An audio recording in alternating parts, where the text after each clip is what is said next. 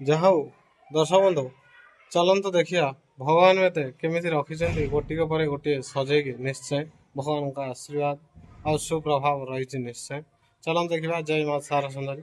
ଚାଲନ୍ତୁ ମୋର ପ୍ରିୟ ସବସ୍କ୍ରାଇବର ମାନଙ୍କୁ ମୁଁ ନିହାତି ଅନୁରୋଧ କରିବି ମୋର ଭିଡ଼ିଓଟା ଦେଖିବା ପାଇଁ।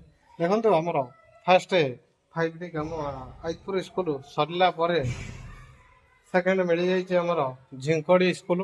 ବର୍ତ୍ତମାନ ଝିଙ୍କଡ଼ି ସ୍କୁଲ ଚାଲିଛି କାମ। ଦେଖନ୍ତୁ କାଲି ରାତି ହେଇଗଲା ମଧ୍ୟ ସେଇ ରୁମ୍ଟା କାଲି ପାଇଛି। ଏଇ ରୁମ୍ଟା କାଲି ପାଇଯାଇଛି।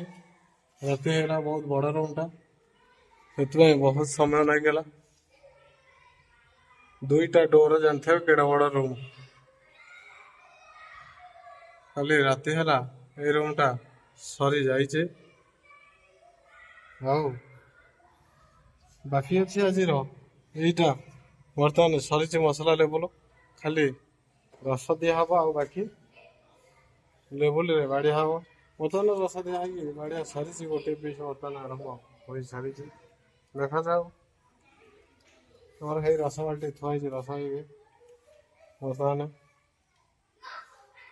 ବର୍ତ୍ତମାନ ଆସିକି ମଧ୍ୟାହ୍ନ ବେଳ ହୋଇସାରିଛି। ବର୍ତ୍ତମାନ ଆମେ ଖାଇବା ପାଇଁ ନିହାତି ଚେଷ୍ଟା କରିବା ଆଉ ଖାଇବା।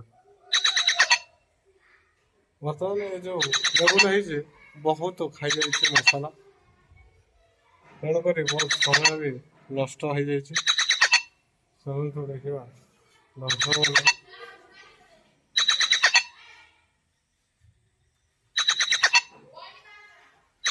ଏତିକି ବାକି ଅଛି।